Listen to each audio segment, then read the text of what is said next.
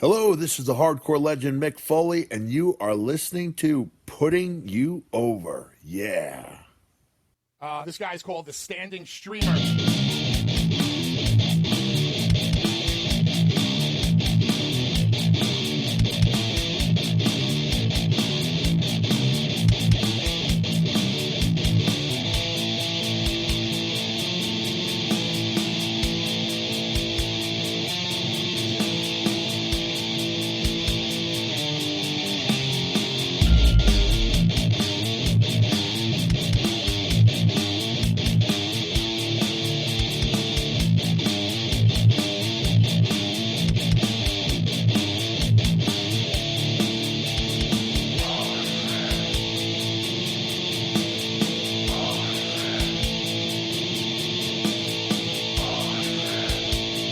Real stand-up kind of guy.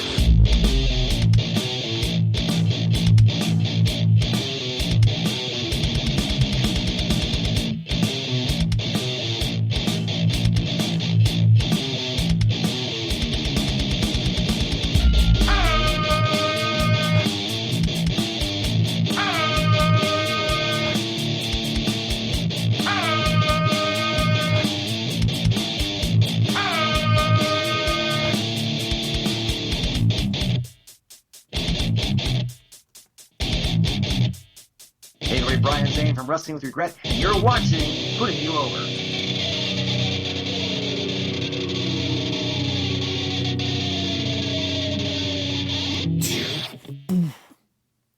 How's it going? What's going on, everybody? This is Putting You Over, and welcome to a phenomenal night. It's Thursday.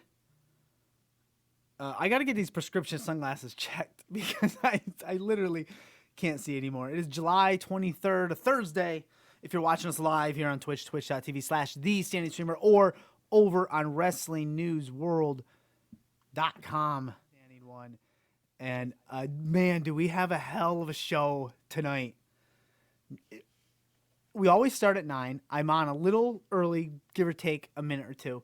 9:15 Impact Wrestling, Cody Deaner from the Deaners. He's going to be on. He's going to talk with us for a few about wrestling, about his passion, about some other things. The Giv'er, the charity he's working into, his public. Well, you know what? Let's just keep all that for the interview. And then, Hello. I'm coming, Mr. Deaner. Okay. I'm coming. Did you want to do video tonight? I can if that's what you prefer. Yeah, we do this live. It's like a podcast, but it's live on Twitch, and I'm very loyal to Twitch, and I like to just do things. So yeah, we'll do video, and then we push them out for those podcast people that are too lazy to come to. There you go. See, now we got some. Can you see me? Oh no, I haven't switched. There we go. I can see you. Okay, just a second. Let me get my. You're fine. I got a stand here. We have so some. then I don't have to. Your beard is a hold it. little better than mine. Mine used to be like that a while ago.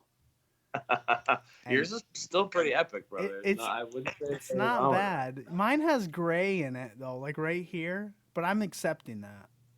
Yeah, I don't mind. I don't think mine's gray. I think I'm gonna say that mine is just sun kissed. Sun kissed. And I'm a big baseball fan, and during one of the Red Sox World Series runs, they had the whole get beard, they had the whole let's not shave whole gimmick, and I didn't get sucked into that like at the start. I was like, all of a sudden I was home. I stayed home and got my master's with my 2-year-old at the time. Now she's 7, and I was like, oh wait a minute, I haven't, because I wasn't going to work, so there's no point to shave. And I was like, oh, I haven't shaved. I'm gonna jump on this board, and my beard got to about your length, and then I got my master's. It's and a lot of hard work, brother. Yeah, I know, right? It's gonna go. Well, maybe it won't go gray. I'm a little older than you, but it did, and I'm fine with that. I'm good. It's good. And I wanted to start off with, I learned something really interesting about you that I was like, wow, this is so cool. And you're a huge Beatles fan. Oh yeah. Yeah. And like when I saw the beard, then I was thinking George Harrison. So that's what led me into this question. You're a really big Beatles fan, right? Yeah, man. Like I started listening to the Beatles probably in like, I would have been the 8th grade actually. And I kind of found the Beatles because I was kind of like a rocker kid. I was a huge like Nirvana fan. Kurt Cobain was like my hero. Yeah. And Yep. then the Kurt Cobain tragically died. Yep. And then I was lost as a kid, like as a adolescent kid. My hero, one of my rock heroes died. I was kind of lost musically and didn't know what I should be listening to. So I started to listen to I started listening to everything that Kurt Cobain listened to. So I started listening to, like the Meat Puppets and Mudhoney, and found some of that stuff. And then I was reading an article, and Kurt Cobain's like favorite band was the Beatles. Yep. And I knew who the Beatles were, but at that age I was like, that's just a band that like my mom listens to. Exactly. I'm right on that same page, man. Yeah. Yeah, so I just thought, like the boy band version of the Beatles, I Want to Hold Your Hand, Love Me Do kind of crap. But then I discovered Revolver, and then really like the story behind Sgt. Pepper's, and then I dove all in, and I just became a huge Beatlemaniac, and man, have just loved the Beatles ever since. And now I have 4 kids, and it's like, the Beatles are awesome because they're universal. Like anyone can, like my mom loves them, but I can put a Beatles record on and my kids will be hopping around the room and singing along and love it just the same. It's like literally like a universal music. You can't help but like them. And if you say you don't like them, then you're lying because they're awesome. It's like wrestling. Like everybody either was or is a Beatles fan. Everybody was or is a wrestling fan. And I have 3 kids myself, all ladies, and they love the Beatles, man. They'll put on, I have a vinyl record player down here. They'll play that. They watch that Beat Bug show on Netflix.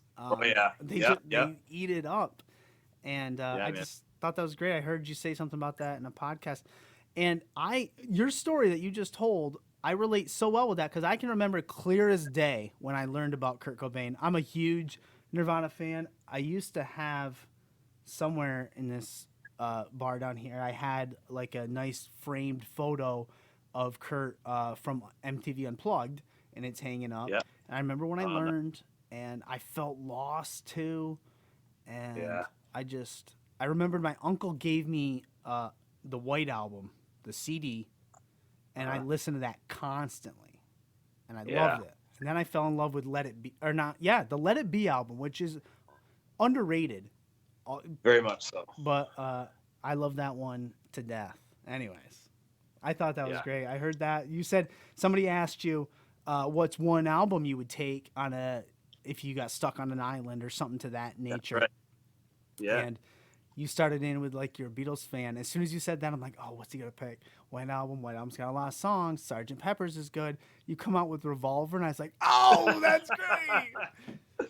Yeah, dude. Yeah, of course. And that's my punk rock roots too. I think because like I was a punk rock kid, and if something was mainstream, I automatically didn't like it. Simply because it was mainstream. And like Revolver's like kind of like that deep cut that not everybody knows about. So like I was really drawn to that for that. But I mean that has like Eleanor Rigby on it. It does. And like some classic tunes that you don't realize. Like if you're like, oh, Revolver, which album was that? But then when you play it, you're like, okay, I know this album. Like there's hit songs on there, dude. Yeah, everything about that album's great. It's got those hit songs, the deep cuts. There's nothing you would skip, like if it's a CD or whatever. There's nothing you would skip. Exactly. The album artwork is like, it's art. Oh, like, I had to buy an extra vinyl copy just so I could frame the actual picture. Totally. Yeah, so I was so into that. So there's our music. There's our music session of the night. What are you listening to now? Anything? I always see as I get older, I find music gets worse. It's really hard for me to find something good. Yeah, I don't listen to a lot of new stuff. I'm the same with wrestling actually.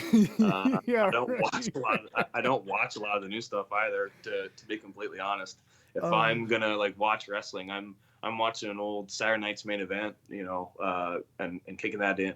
But I mean, that's the amazing thing about technology nowadays. Like any wrestling that I think of that I want to listen to, I can find it in a second. Yeah. Any match, you know, my son is just today declared The Undertaker his favorite wrestler, and we were watching the Undertaker DVD, and there was a short like little clip on this DVD of Undertaker versus The Undertaker from SummerSlam. And he's like, "What is that?" Like The Undertaker wrestling himself. What's I'm like, going "Yeah, that's on? not on the." And he's like, "That's not on this DVD." And I'm like, "Yeah, I know, but we can find it. Like, I have the WWE Network. Anything you want to see, I can show you." Yeah. So like, I show him that, it just blows his mind. And it's the same with music, right? Yep. Like I have Spotify. Yeah.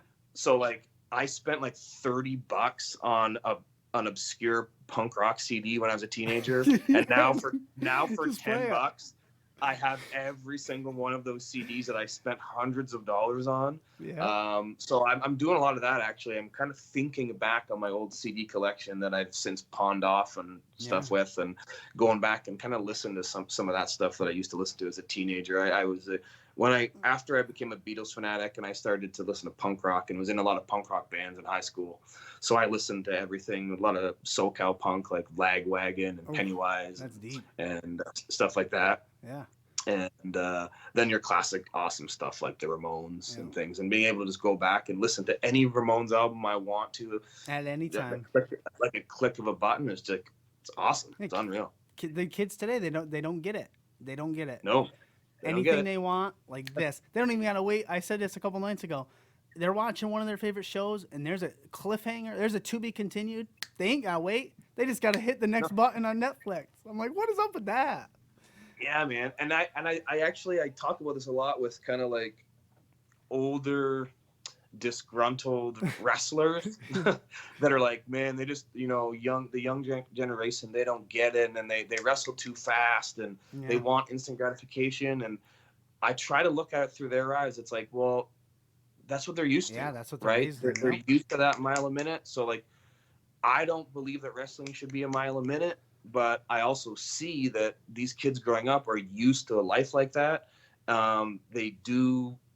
Things are just at a different speed in the world in general. So I feel like you can totally find a middle ground, a common ground. So I try to do that with everything, but definitely with wrestling. I try to take some of the new stuff, but mix it with the old stuff, and what's old is new again. Yeah, that's right. Yeah. That's kind of one of the ways I try to approach the business. Speaking of wrestling, now you dared to dream big. That's a big thing that you say. You've achieved that. What's the first wrestling moment that you can think of that made you want to dare to dream big? I know it's cliche when wrestlers say like, "Oh, my first memories are of wrestling," but that is actually true for me. Yeah. My first memories are of watching Hulk Hogan. Yeah. I used to watch Hulk Hogan versus King Kong Bundy in the steel cage. I had it on VHS, and I watched that literally 10 times a day. My mom would I'd just like, "What do you want to do though?" I want to watch that again. She'd hit rewind. I wore that tape out, man. And that's my first memories, are like just watching Hulk Hogan, watching these larger than life characters, and just in the back of my little 5-year-old brain, I guess I just thought like, I want to do that someday. And I think a lot of kids, they think that, but because they're so naive that they just think they can, I just like, yeah, I can do that. And then as I got older, I started to realize like, wait a minute, like, I think it's tough to be a wrestler because you just can't do that, you know. And what I try to encourage kids when I speak in schools and I talk to young kids, I try to tell them like, you know what, when that kind of thinking, the real world thinking, starts to enter your brain, like, oh no, maybe I can't do that, ignore it. And don't listen to those people that tell you that you can't. You can if you actually truly really want to do it. It's not just this thing, like this fleeting dream where like one day you want to be a baseball player, the next day you want to be a hockey player, the next day you want to be a football player, and then one day I want to be a wrestler. But it changes. A lot of kids, they always changing. For me, it didn't change. From day one, I wanted to be a wrestler, and it never changed for me. So if kids find that thing, that passion, that dream, I dare them to dream big and like, no, you can pursue that and you can do it. You just got to be willing to put in the work and follow that dream to the end. Yeah, for sure. And we're definitely going to get to your public speaking and your charity at the end, because that stuff is amazing. It's so inspirational. And I work in the school system, so I have kids. I work with children with autism, school age ones, and I have kids, and they think of things all the time about I can't do this. If I hear I can't do this another time while I'm working, I'm gonna lose it, because once you say that, that's it. Like, you gotta rewire your brain. But I mean, we'll get to that. Sure. To the end. You dared to dream big. You want to be a wrestler. You went. We're gonna go right past. You went to the training. You took your first bumps. You're there, right? You're doing it. You're on the indie scene. And what I learned about you is that you wrestled Kurt Angle. You were a hometown hero that night in way upstate New York. Yeah. Well, maybe West. What was that experience like? I mean, gold medalists, like. Yeah, so that was just very surreal. I tell a lot of young wrestlers, you just got to be willing to put yourself out there, because wrestling, like a lot of things in life, is just like right place, right time. And I actually wrestled the night before in a dark match against Muhammad Hassan, who was a very short-lived WWE character.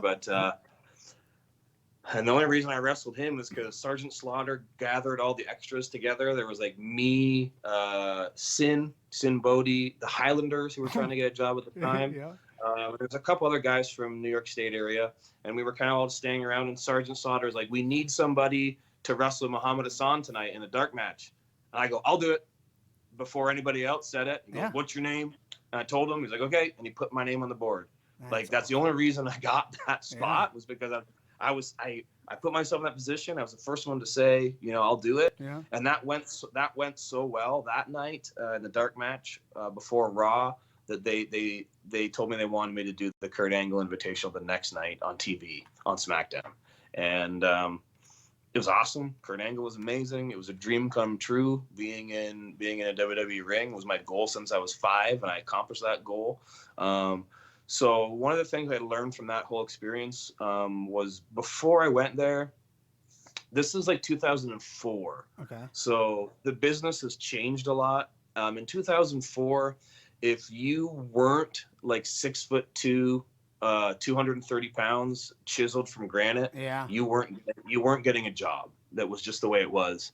So I was not 6'2", and I was not 230 pounds. So I thought in my mind, I'm going to look tiny on TV. I'm going to be in this land of giants. I'm not going to look like I belong. I'll obviously just look like a jabroni, and I'll just go there and I'll get beat up and I'll be sent home. But that's not the way it went down. I actually realized and had the confidence after that wait a minute, standing, toe to toe with Kurt Angle, I look like I belong. I put a lot of work into getting in good shape. So it was a huge confidence booster. When I left after those 2 days, I thought, you know what? No, I belong there. I belong in a professional wrestling ring on TV. I deserve a contract. It was such a huge confidence booster. And then things started to really, really, really roll for me. And my confidence kind of went up and up and up, which eventually led to me getting a contract with TNA. That's right. So we'll go right there. You had TNA/Impact at the time. It might even have been Global Force Wrestling. Then it went through so many incarnations. Yeah, no, Global Force Wrestling was a long ways later. After, right? Because you have been in and out of TNA a couple times. So right around the same time that I wrestled those dark matches and did the thing with Kurt Angle, that like within a month of that, I also did some stuff with TNA on their Explosion show. Okay. And when they were wrestling in the Asylum in Nashville, and then. So that was like 2004, 2005. So then it was 4 years later of busting my butt and putting in the work and doing a total character change and transforming myself into Cody Deaner is what kind of got me recognized by the management at TNA. And I signed my contract with TNA in 2009. When I first stumbled upon you in Impact, was, I think it was on Twitch, and it was just vignettes with you and your tag team partner from the compound, and I'm like, oh man, I love these guys. And you know, and that's where you guys are now, and that's what you're doing now. And so then when I was researching you for this show, I found you had a whole little run with ODB as her crazed, insane boyfriend, which was solid gold stuff. Like I YouTubed it, just like you said, found everything I needed. Man, what was that like? She's great, right? She's amazing. Yeah. She's I like to tell people, you know, I would have kind of casual fans that would just watch the show just to watch me, you know, and they would be like, that chick you're with, that ODB, like, is she really like that? And I say, you know what, in wrestling, a lot of times the wrestler on TV is nothing like the person in real life. But with ODB, that's not the case. She's just as crazy in real life as she is on TV. She seems she is awesome. I still keep in touch with her a little bit here and there. She's doing a food truck business right now, and she's doing well. Still kicking ass and still wrestling too. Hopefully, I'll run into her again soon because she's a lot of fun. Yeah, I from some of the people that I spoke to on this show from Impact and you and other things I hear, nothing but great things, especially now, what's going on now. What do you enjoy most about being with Impact as opposed to any other promotion? I'd say freedom. Yeah. In Impact, we're not like handed a script and said, okay, here's who you are, and here's what you have to do, and here's what you have to say.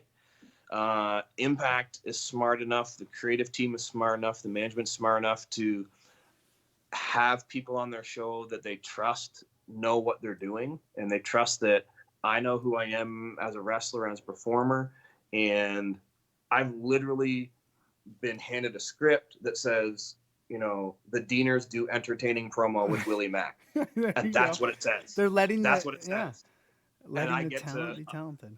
And I just get to get with Cousin Jake and Willie Mack and go, okay, guys, what do you want to talk about? What do you want to say? What do you want to do? And we can like brainstorm, be creative, and come up with something that is totally our own. So then it's up to us whether or not you succeed. Like we get the chance to get over or sink or swim. If it's not good, it can be on us because okay, we didn't do our job right. But if it's awesome and it's funny, if it's supposed to be funny and it's great and the fans like it, like the stuff that me and Cousin Jake and Willie Mack did, then it's also on us too because we did it and we came up with it and we got to create that ourselves. So there's freedom there, man. It's freedom there, and it's very refreshing. See, they let the talent be talented, and that's what you guys are good at. That's, you know what I mean? And they put that trust in you. And I always say this all the time. I should have dared to dream to be big and gone in the wrestling. And I feel like that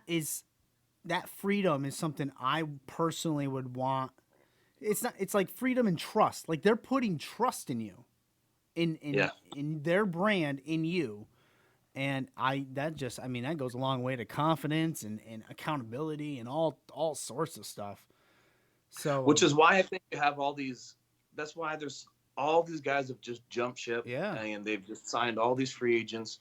And and a couple of them are my friends. One of them being Eric Young. Yeah. And that's one thing that he's been talking about. His answer would be the same. Yeah. Is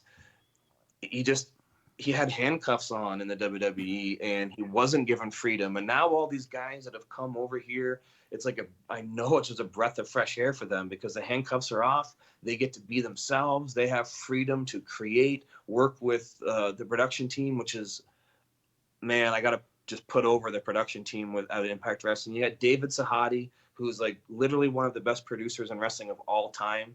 Any hardcore wrestling fan will know this guy because the Rock and Austin promos from WrestleMania, like the pre-tape promos leading in, he made those and created those. Like he's amazing.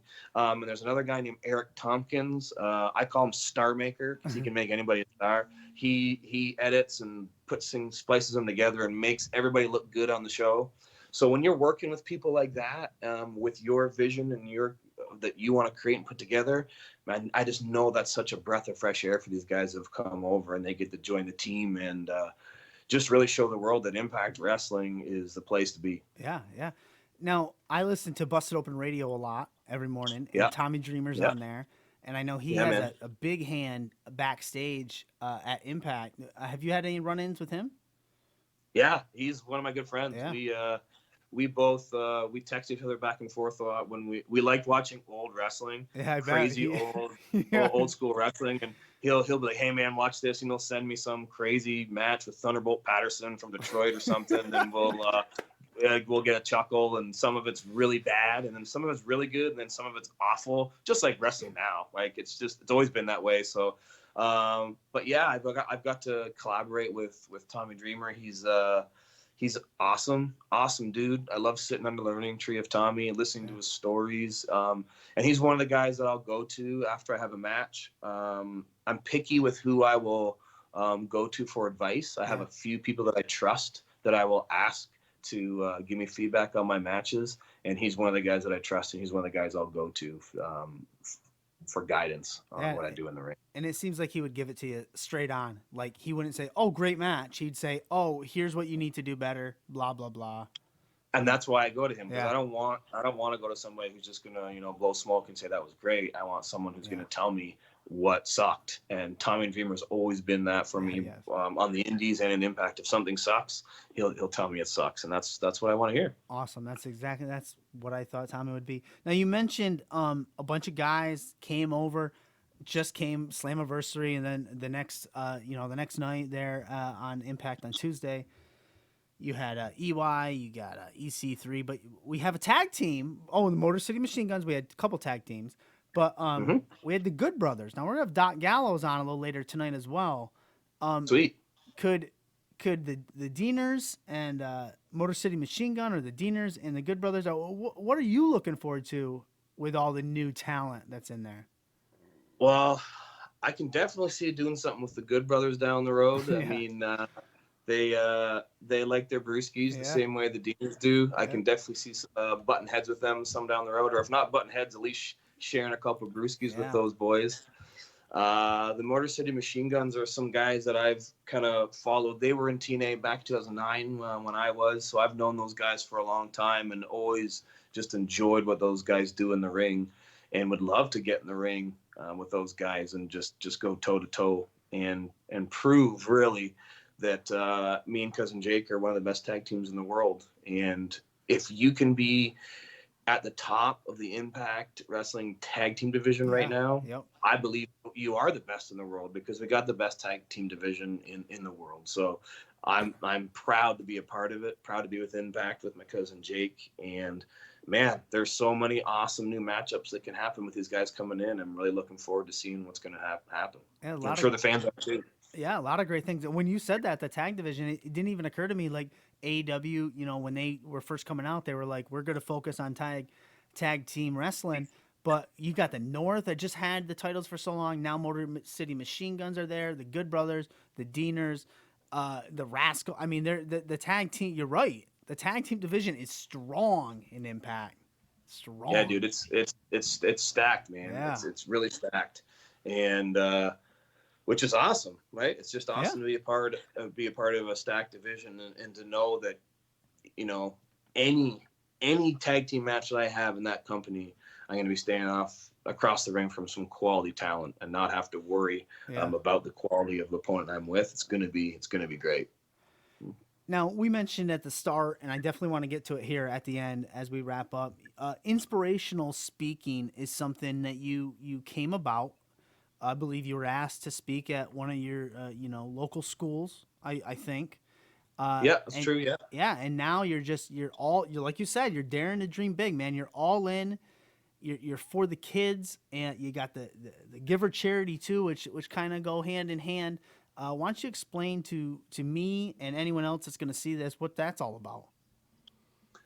You want me to talk about the speaking or the charity stuff? Or both? I want you to do both, but start with the speaking. Yeah, the speaking stuff. So like you said, that was something that kind of fell in my lap a number of years ago. And eventually I was able to take a step back because I kept getting asked to go to these schools, and I started to realize, like, wait a minute, people keep asking me to do this. Maybe I'm actually good at this. Yeah. I don't know anything about the public speaking business, but I'm willing to learn and find out what's going on here. And I kind of applied the same amount of hustle that I applied to independent wrestling when I first started, where it's just, you just got to hustle and put yourself out there. I applied all those principles to speaking, and it worked. I was making connections, and it kind of snowballed. And all of a sudden I found myself traveling all across Canada, found myself in Alberta, then I was in Saskatchewan, then I was asked to go to Newfoundland, I was in BC, and I've been all coast to coast across Canada speaking and loving every minute of it. And it's awesome. Yeah. I get to inspire kids and motivate them, but at the same time, tell them about the same thing that I love, which is wrestling. And I just tell my story. That's really all I do, is I tell them my story and my journey in wrestling, and hopefully the lessons I've learned, they get to learn something from my lessons. And whoa. Stop the awesome. clock. I found a second career that I love almost as much as wrestling. It's really amazing. And I think you're easy to talk to. You speak well. Your cadence is great. And I think that I literally can feel the emotion through it. So it doesn't shock me at all that public speaking and inspiring kids is an avenue that you're going. Now tell me a little about this charity, this Giv'er charity, which I tried to get the sign down. I couldn't. Yeah. So I'll tell you the story behind the sign here. It's like the Just Giv'er horn, but you got a C in it too. So that actually, that's my sign name. That is my sign language name that I was given. I was given this sign language name from a young boy named Christopher, who was a big fan of mine. He's a deaf kid who started following me around and liked me so much that he came up to me at a show, and his dad said that Christopher had a present for me, and he's going like this. Yeah. And I'm like, hey man, like you're screwing up, bud. It's like this. He's like, no. He's like, that's your present. And he told me that you can only be given a sign language name by someone who speaks sign language. Usually if you say someone's name in sign language, you got to spell the letters out. Yep. Or you can be given a special name, but you only be given a name by someone who speaks sign language. So Christopher was such a big fan of mine. He went home, he took my Just Giv'er hand sign, and he had a C for Cody. So this is Cody Deaner in sign language. Oh, man, that is a great story. Yeah, so I use that. I tell that story actually in my speeches, and that became my symbol for Giv'er for charity. So again, it definitely connects with my speaking. I love kids. I have 4 kids of my own. Yeah. When I approach wrestling, I actually approach wrestling from the mindset like of a child, because that's when I grew up loving it. I was a kid. So I try to always remember when I'm wrestling that there's kids watching this, and I'm trying to see it through the lens of a kid and their imagination and their love for what they're seeing. So when I go to shows and I see families in the audience, I see kids there, like I'm wrestling for them. Like that's what I'm there for. I'm there for them. And I started to meet a lot of these amazing kids. And when I started to do some charity work, I decided I wanted to give back to kids, and I want not just any kid. I wanted to try to give back to kids that I had a connection with. So all of the charities that I work with actually have a connection to a special wrestling fan of mine. So I do stuff for the Rumball Deaf Camp. Nice. I do that along with my buddy Christopher, who gave me my sign language name. I also work a lot with LANSDOWNE Children's Center, which I heard you mention earlier. You're a teacher. You work with kids with autism. Yep. That's actually because of a connection I made with an autistic fan. Her name's Reagan. Nice. I was her favorite wrestler. And she came up to me at a show, and we started talking. And in the middle of our conversation, her mom's kind of off to the side. Her mom's crying. And I'm like, what's wrong? Like, why are you crying? She said, my daughter doesn't really talk to anybody. Yep. She's autistic. And for some reason, she's talking to you. And then now I'm like starting to well up. Yeah, I'm like, emotional. Because I'm like, I know how important that is, and you know what that's like, because certain kids, depending on where they are on the spectrum, like they might not talk to anybody, or they might have a few people that they trust that they might talk to. But this girl just for some reason saw something in Cody Deaner and decided I was safe to talk to, and she wanted to talk to me. So we kind of formed a friendship and a relationship. So her and I have done some fundraising for the LANSDOWNE Children's Center. It helps kids with autism and special needs get involved in recreational programs. So I'm just partner. That's all I do is I'm just a tag team partner for a bunch of charities. I pick ones that I feel a connection to and I feel like are doing good things. And I sell my t-shirts for them and give them all the money that I make. I have special 8x10s that I sell at shows. I give them all the money I make. I do other different charity raffles and things. Whatever I can do to kind of bring awareness to these awesome charities and raise some money for them too. That's awesome. You're the world's greatest tag team partner right there. That's awesome. Yeah, man, it's just it's something again that kind of fell in my lap, and when it started to happen, I got to start to realize, you know what? I have some influence. The little influence that I do have as a professional wrestler, I want to use it for good, and I want to try to use that influence in a positive way and bring awareness to some awesome people and some awesome charities. So that's what I try to do with that. Awesome, excellent. The sign language story was just phenomenal. I love it. I love it. Yeah. We're nearing the end of the show. What I like to do at the end of every show, everybody I have on, I'm going to give you the mic. Yeah. You can put over whatever you want. You can bury anyone. You can plug anything. Let us know. The floor is yours. I will not interrupt, Mr. Deaner.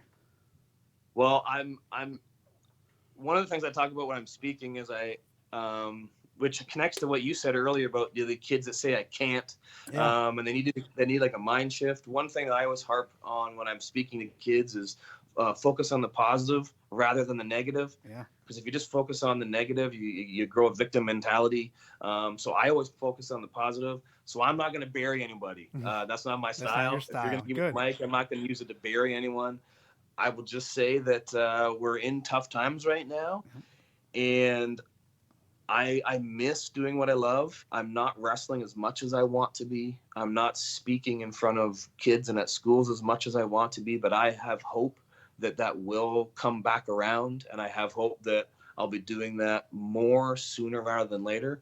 So if anybody out there, whether it's a wrestling promoter or a wrestling fan that wants to see me wrestle in their community, reach out to their local wrestling promoter, get them to contact me. My public email is very easy to find. It's at CodyDeaner.com. My email's right there, bookcody@CodyDeaner.com. All my info's there. If anyone knows a principal of a school or administrator that thinks, hey, that guy's got a cool story, I'd like to see him at my school, or my friend should book them at his school. Again, get a hold of me. And I just want to be doing what I love. I want to be wrestling as much as possible. I want to be speaking as much as possible. So I'm just itching to be doing that more of what I love. So hit me up, and hopefully I'll be wrestling and speaking in your community soon. Awesome. Excellent time. Have yourself a wonderful night. We're going to be in touch, man. I love everything you're doing. Thanks for giving me your time tonight. Hey, no problem. Thanks for having me. Let's do this again. Yeah, for sure. Later, man. All right, man. Take care. Yep. Awesome. Vanessa, I should focus on the positive. It was an awesome interview. I will mention I did forget the Chem Valley Championship, but that's okay because we can ask him. We can have him on again. You heard him. He'll do it again. Awesome. I had a blast. I'm going to go over and open the Zoom room, get Vanessa in here so we can get Doc Gallows going. Guys, what'd you guys think? Are you guys there? Are you guys spreading the love? Tweet the show out. Grab yourself a beer. Let's keep the momentum rolling. This guy's called the Standing Streamer.